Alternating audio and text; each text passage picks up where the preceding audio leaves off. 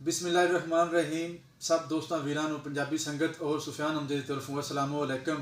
28 सितंबर 1907 ਉਹ ਦਿਨ ਸੀ ਜਿਸ ਦਿਨ ਸਾਡੇ ਪੰਜਾਬ ਦਾ ਹੀਰੋ, ਪੰਜਾਬ ਦਾ ਪੁੱਤਰ ਭਗਤ ਸਿੰਘ ਇਸ ਦੁਨੀਆ ਤੇ ਆਇਆ। ਸਿਰਫ 12 ਸਾਲ ਉਸ ਦੀ ਉਮਰ ਸੀ ਜਦੋਂ ਉਹਨੇ 1919 ਦੇ ਵਿੱਚ ਜਲਿਆਂਵਾਲੇ ਬਾਗ ਦੇ ਵਿੱਚ ਅੰਗਰੇਜ਼ਾਂ ਦਾ ਉਹ ਵਾਕਿਆ ਵੇਖਿਆ ਜਿਹਦੇ ਵਿੱਚ ਉਹਨਾਂ ਨੇ ਖੂਨ ਦੀਆਂ ਨਦੀਆਂ ਵਹਾ ਦਿੱਤੀਆਂ।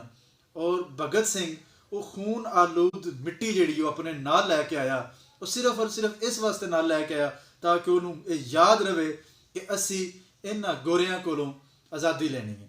DAV ਕਾਲਜ ਜੋ ਕਿ ਮੌਜੂਦਾ ਇਸਲਾਮੀਆ ਗਵਰਨਮੈਂਟ ਇਸਲਾਮੀਆ ਕਾਲਜ ਲਾਹੌਰ ਹੈ, ਉੱਥੋਂ ਭਗਤ ਸਿੰਘ ਪੜ੍ਹਿਆ। ਲਗਭਗ 300 ਕਿਤਾਬਾਂ ਉਹਨੇ ਪੜ੍ਹੀਆਂ ਔਰ ਉਹਦੇ ਉੱਥੇ ਹੀ ਯਾਰ ਬਣੇ ਜਿਹੜੇ ਕਿ ਬਾਅਦ ਵਿੱਚ ਤਹਿਰੀਕੇ ਆਜ਼ਾਦੀ ਦੇ ਮਤਵਾਲੇ ਬਣੇ। ਗੋਰਿਆਂ ਨੇ ਭਗਤ ਸਿੰਘ ਨੂੰ ਫਕਤ ਸਿਰਫ ਔਰ ਸਿਰਫ 23 ਸਾਲ ਦੀ ਉਮਰ ਦੇ ਵਿੱਚ ਸਜ਼ਾਏ ਮੌਤ ਦਾ ਆਰਡਰ ਕੀਤਾ। ਉਹਦਾ ਇੱਕੋ ਹੀ ਕਸੂਰ ਸੀ, ਉਹ ਇਨਕਲਾਬੀ ਸੀ। ਉਹ ਨਾਅਰਾ ਲਾਉਂਦਾ ਸੀ ਕਿ ਸਾਡੇ ਦੇਸ਼ ਨੂੰ ਤੁਸੀਂ ਆਜ਼ਾਦ ਕਰ ਦਿਓ।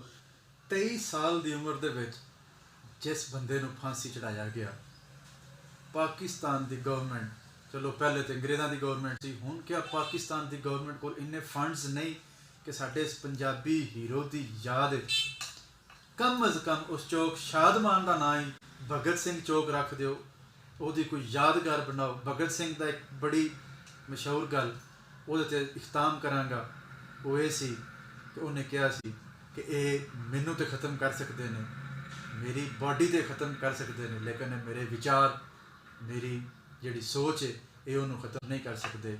ਔਰ ਇਹ ਸੋਚ ਸਾਨੂੰ ਅੱਗੇ ਵਧਣ ਲਈ ਬਹੁਤ ਜ਼ਰੂਰੀ ਹੈ।